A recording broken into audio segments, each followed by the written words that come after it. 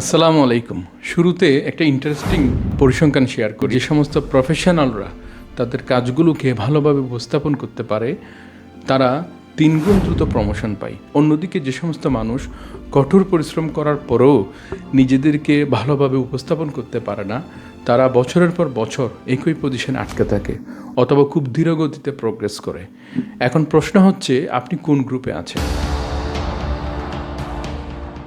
আমার কেরিয়ারে আমি অনেক প্রফেশনালদেরকে দেখেছি যারা অনেক দক্ষ এবং পরিশ্রমী, কিন্তু নিজেদেরকে এক্সপ্রেস করতে পারে না। তাদের অ্যাক্টিভিটিসগুলোকে ফাইলেই সীমাবদ্ধ রাখে। এদের অধিকাংশ দিন শেষে তাদের কাজের স্বীকৃতি পায় না। আমি এদেরকে সাইলেন্ট পারফর্মার বলি। আলটিমেটলি ম্যানেজমেন্ট এদেরকে খুঁজে পায় না এবং এরা আস্তে আস্তে হারিয়ে যায়।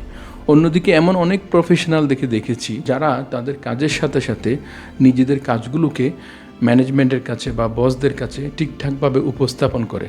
তারা রেগুলারলি তাদের কাজের ইম্প্যাক্ট ব্যাখ্যা করে, তাদের কাজের মাধ্যমে কিভাবে কোম্পানির প্রোডাক্টিভিটি বাড়ছে, কোম্পানির গ্রোথে তারা হেল্প করতেছে, সেগুলোকে কমিউনিকেট করে। আলটিমেটলি এরাই মূলত কোম্পানির বেস্ট পারফর্মার, যারা খুব দ্রুত কেরিয়ারে ভালো একটা অবস্থানে পৌঁছে যেতে পারে। আমি নিশ্চিত আপনিও চান কোম্পানির বেস্ট পারফর্মার হতে, নিজেকে অনেক স্মার্টলি উপস্থাপন করতে। তাই ভিডিওটা সম্পূর্ণরূপে দেখবেন, কারণ আমি এখানে এমন 5টি স্ট্র্যাটেজি আপনার সাথে শেয়ার করব যেগুলোর মাধ্যমে আপনি এখন থেকে নিজেকে এবং আপনার কাজগুলোকে অনেক বেশি স্মার্টলি উপস্থাপন করতে পারবেন। বিলিভ মি, আমি এই স্ট্র্যাটেজিগুলো অ্যাপ্লাই করে আমার কেরিয়ারে ভালো একটা প্রোগ্রেস আনতে পারছি। চলুন তাহলে আমরা স্ট্র্যাটেজিগুলো দেখে আসি। Number 1, know your job and জ্যাডি। আপনার জব এবং জ্যাডিগুলোকে খুব ভালোভাবেই জানুন। আমাদের মধ্যে অনেকে আছে আমরা জব এবং জ্যাডির মধ্যে পার্থক্য করতে পারি না। মূলত জব হলো আপনার কোম্পানিকে উইন করতে হেল্প করা, আপনার কোম্পানির মিশন, ভিশন এবং গোল অ্যাচিভ করতে মূলত কোম্পানিকে হেল্প করাই হলো আপনার জব। অন্যদিকে আপনার জবটা পারফর্ম করতে গিয়ে আপনি যে রুলগুলো প্লে করেন সেগুলোই হলো মূলত আপনার জ্যাডি। একটা নোটবুকে সুন্দর করে আপনার জব এবং জ্যাডিগুলোকে আপনি সামারি আকারে লিখুন।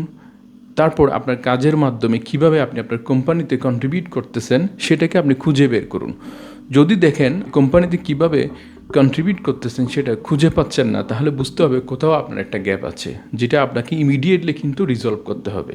Number 2, value driven approach. যে কোনো কাজের শেষে শুধুমাত্র রিপোর্ট বানাবেন না, আপনার কাজের মাধ্যমে আপনি কী সলিউশন আনছেন, কি ভ্যালু এডিশন করছেন, সেগুলোকে আপনি সুন্দর মতো উপস্থাপন করুন।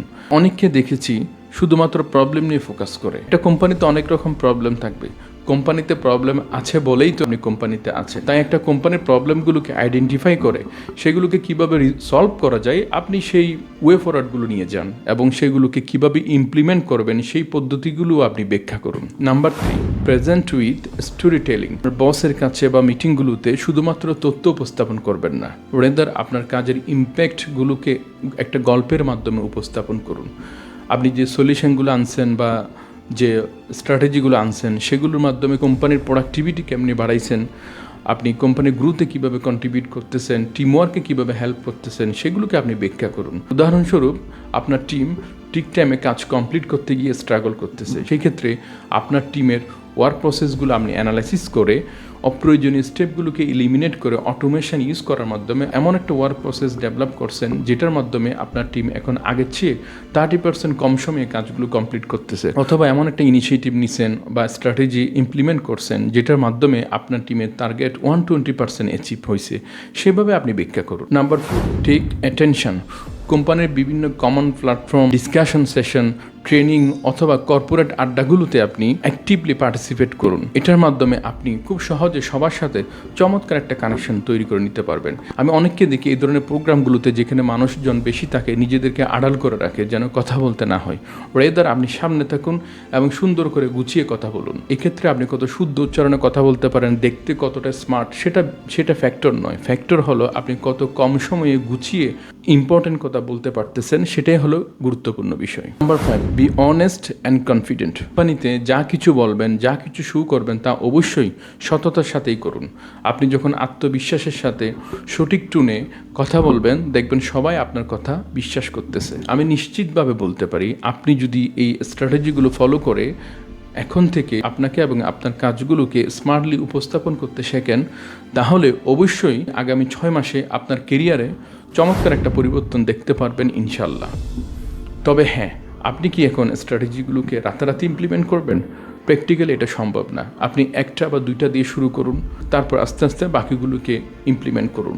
প্রথম স্ট্র্যাটেজিগুলো আপনি ইমপ্লিমেন্ট করতে গিয়ে বেশ আনইজি ফিল করতে পারেন, বাট হাল ছেড়ে দিবেন না। দেখবেন চমৎকার পরিবর্তন এবং সূচনা আপনার সামনে এসে হাজির হয়েছে। একটা কথা মনে রাখবেন, কেউ আপনাকে সুযোগ দিবে না অথবা মূল্যায়ন করবে না যতক্ষণ পর্যন্ত আপনি নিজেই আপনার নিজের যোগ্যতাগুলোকে অন্যদের সামনে তুলে না ধরতেছেন। সো সিদ্ধান্ত এখন আপনার। সর্বপ্রথম কোন স্ট্র্যাটেজি দিয়ে আপনি শুরু করতে চান সেটা অবশ্যই এই ভিডিওতে কমেন্ট সেকশনে জানাবেন, এবং আপনার ব্যক্তিগত অভিজ্ঞতা যদি থাকে তা অবশ্যই আমাদের সাথে শেয়ার করবেন। যদি আপনার কেরিয়ার এবং পার্সোনাল ডেভেলপমেন্টের জন্য এরকম গুরুত্বপূর্ণ ভিডিও চান তাহলে চ্যানেলটিকে অবশ্যই এখনই সাবস্ক্রাইব করে নিন, এবং ততক্ষণ পর্যন্ত ভালোই থাকুন। ধন্যবাদ। টাটা।